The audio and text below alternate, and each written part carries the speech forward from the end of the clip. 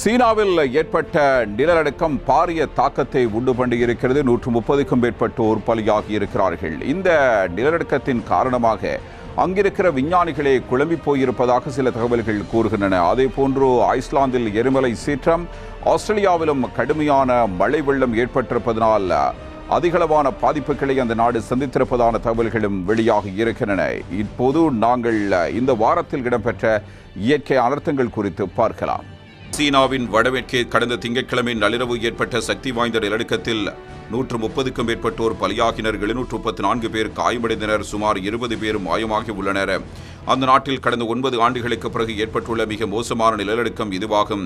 சீனாவின் கான்சு மாகாணம் ஜிசிஷன் மாவட்டத்தில் உள்ளூர் நேரப்படி திங்கட்கிழமை நள்ளிரவு நிலநடுக்கம் ஏற்பட்டது. ரிக்டர் அளவுகோலில் அந்த நிலநடுக்கம் 5.9 முதல் 6.2 அலகுகளாக பதிவானது. இந்த நிலநடுக்கத்தால் அருகிலுள்ள மக்கள் நெருக்கம் மிகுந்த கின்காய் மாகாணமும் குலுங்கியது. இதில் கான்சு மாகாணத்தில் 113 பேரும், கின்காயில் 14 பேரும் உயிரிழந்தனர். இரு மாகாணங்களிலும் 734 பேர் காயமடைந்தனர். இது தவிர நிலநடுக்கத்துக்கு பிறகு கின்காய் மாகாணத்தில் 20 பேரை காணவில்லை என்று அரசுக்கு சொந்தமான ஜின்ஹுவா செய்தி நிறுவனம் தெரிவித்துள்ளது. நிலநடுக்கத்தின் மையம் ஜிஷன் மாவட்டத்தின் தலைநகரான டாங்சாங் நகருக்கு 8 கிலோமீட்டர் தொலைவில் உள்ள வியூகு பகுதியில் அமைந்துள்ளது. லியூகு பகுதியில் அமைந்துள்ளது. நிலநடுக்க மையம் கான்சு, கின்காய் ஆகிய இரு மாகாண எல்லைக்கோட்டுக்கு வரும் 5 கிலோமீட்டர் தொலைவில்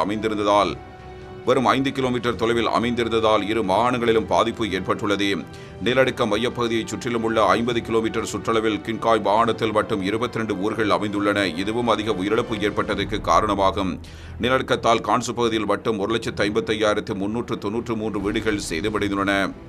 நிலநடுக்கத்தால் பாதிக்கப்பட்ட பகுதியில் மீட்புப் பணிகளை விரைந்து மேற்கொள்ளுமாறும், காயமடைந்தவர்களுக்குரிய சிகிச்சை அளிக்க வேண்டும் என்றும் அதிபர் ஜி ஜின்பிங், பிரதமர் லீ கெங்யாங் ஆகியோர் உத்தரவிட்டுள்ளனர். தற்போது நிலநடுக்கம் ஏற்பட்டுள்ள பகுதி கண்டத் தகடுகள் நகர்ந்து ஒன்றுடன் ஒன்று உராய்வதால் நிலநடுக்க அபாய பகுதியாக அறிவிக்கப்பட்டுள்ள பகுதியாகும். சீனாவில் நிலநடுக்கம் ஏற்படுவதற்கு 3 நாட்களுக்கு முன்னதாகவே அச்சுறுத்தும் சமிஞ்ஞைகளை பெற்றதாக சீன விஞ்ஞானிகள் தெரிவித்துள்ளனர். ஆனால் ஏற்பட போகும் நிலநடுக்கம் சீனாவில் எந்த இடத்தை தாக்கப் போகிறது என்பதில் பெரும் குழப்பமடைந்ததாக தெரிவித்துள்ளனர். பொதுவாகவே ஏற்பட போகும் நிலநடுக்கங்களை முன்கூட்டியே கண்டுபிடிப்பது என்பது முடியாத காரியமாகவே கருதப்பட்டு வந்த நிலையில் சீன விஞ்ஞானிகள் அந்த பணியில் சிறந்தவர்களாக விளங்கினார்கள். சீனாவின் ஷான்சி மாகாணத்தில் உள்ள ஆராய்ச்சியாளர்கள் 7.0 ரிக்டர் அல்லது அதற்கு அதிகமான அளவிலான நிலநடுக்கங்களை அவை வருவதற்கு முன்னரே தங்களால் கண்டுபிடிக்க முடியும் என தெரிவித்துள்ளனர். எனினும் அவ்வளவு பெரிய நிலநடுக்கங்கள் எந்த பகுதியை தாக்கப் போகின்றன என கண்டுபிடிப்பது சிரமமான விஷயம் என கூறியுள்ளனர். புவியீர்ப்பு புலத்தின் அதிர்வெண்களில் ஏற்படும் சீரற்ற மாற்றத்தை கடந்த வெள்ளிக்கிழமையை கவனித்ததாகவும் நிலநடுக்கம் ஏற்பட போவதை ஊகித்ததாகவும் சீன விஞ்ஞானிகள் தெரிவித்துள்ளனர். ஆனால் சீனாவின் எல்லைக்குள் அது நடக்கப் போவதை ஊகிக்க முடியவில்லை எனவும் தெரிவித்துள்ளனர்.